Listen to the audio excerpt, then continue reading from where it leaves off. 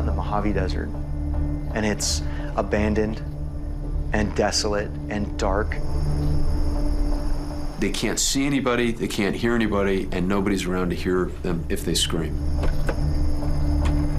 They're dragged out of this van, still bound, and dumped onto the desert floor. And they laid us down about 2 feet apart, side by side. And I thought, well, this is where they're going to shoot us. It's out of a movie. They're literally in the desert looking for buried treasure. Remember, he can't deposit his money from the medical marijuana business in a bank. They believe he has buried $1 million somewhere out here. And they're gonna dig it up, and they're gonna be millionaires. They ask him one more time, where's the $1 million? Where is the $1 million? And for the final time, he tells them there is no $1 million. And then the question is, well, now what? And this is where it gets really horrible. They decide to take things to a pretty terrible place. If we're not gonna get our money, we're gonna take something. You're...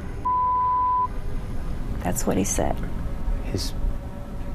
And I thought, am I hearing things? And they take a serrated knife. I couldn't believe what was happening. It was like a bad dream. It was cutting off my roommate's penis. And singing. And singing.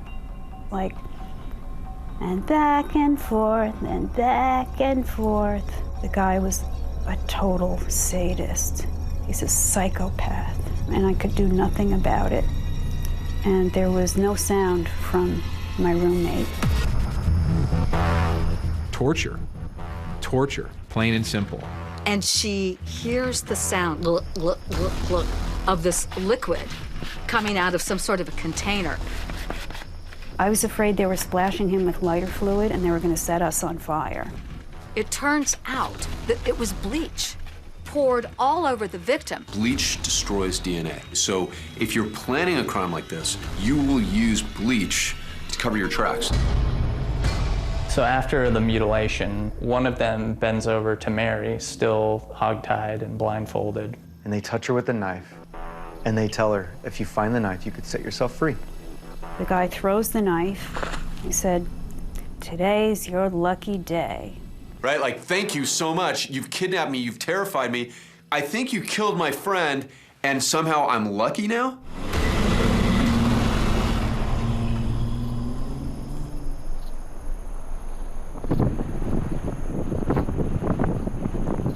Now, with the kidnappers gone and the light of dawn just starting to appear, Mary uses her knees to push up her blindfold, and still bound, she somehow finds that knife in the dirt, cuts her feet free, and rushes over to Michael. And as soon as I pulled the gag off, he just took a deep breath and he said, oh, that feels so much better. And I thought, oh, thank God he's alive. And she tells Michael, you know what? I hear cars. I'm gonna walk until I find a car, and I'm gonna get us help. And this woman walks out barefoot through the California desert because she sees lights off in the distance that might be a road. I mean, so we're talking about real heroism here. And it hurt a lot. I walked as fast as I could. I couldn't run. I got to the highway. I'm screaming, somebody please help. Somebody stop. Somebody please help. Fortunately, a police officer happened to be going the other way and saw me, and suddenly, what are the chances? That morning I was on my way to work when I saw a woman walking along the right shoulder of the road. He can tell that something must be wrong here. And as I got closer to her, I could see that her hands were behind her back, and there was what looked like some white plastic sticking out from both sides behind her back. And he realizes immediately that this is something major and something completely out of the ordinary. As soon as I realized that it was zip ties and a blindfold, I realized that I'm gonna have to start taking pictures of Mary before I can cut the restraints off of her. He's such a pro, he realizes that that's valuable evidence. How long have you been here? I guess it was just before sunrise. And I said, "Officer, my friend and I were kidnapped in Newport Beach." They threw us in a van. It happened so fast. And she tells him, I have a friend who's laying in the desert just up the hill. We need to save him.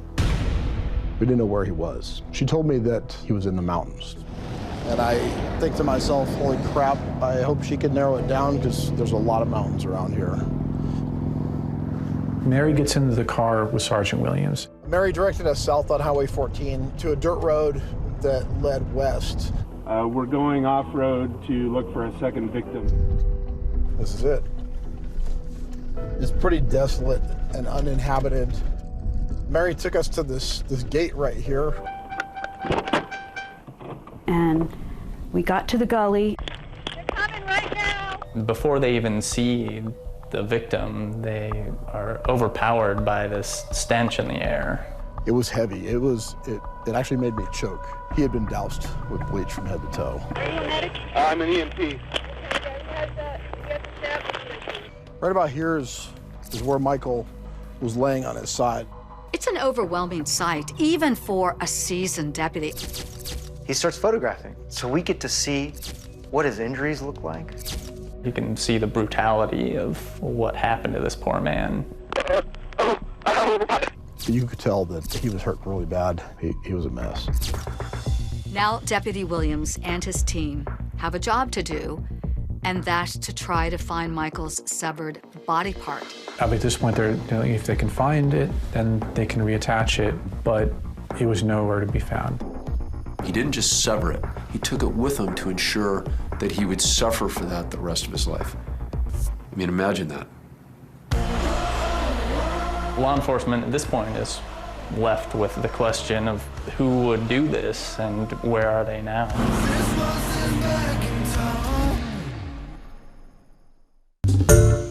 Hi everyone, George Stephanopoulos here. Thanks for checking out the ABC News YouTube channel. If you'd like to get more videos, show highlights, and watch live event coverage, click on the right over here to subscribe to our channel, and don't forget to download the ABC News app for breaking news alerts. Thanks for watching.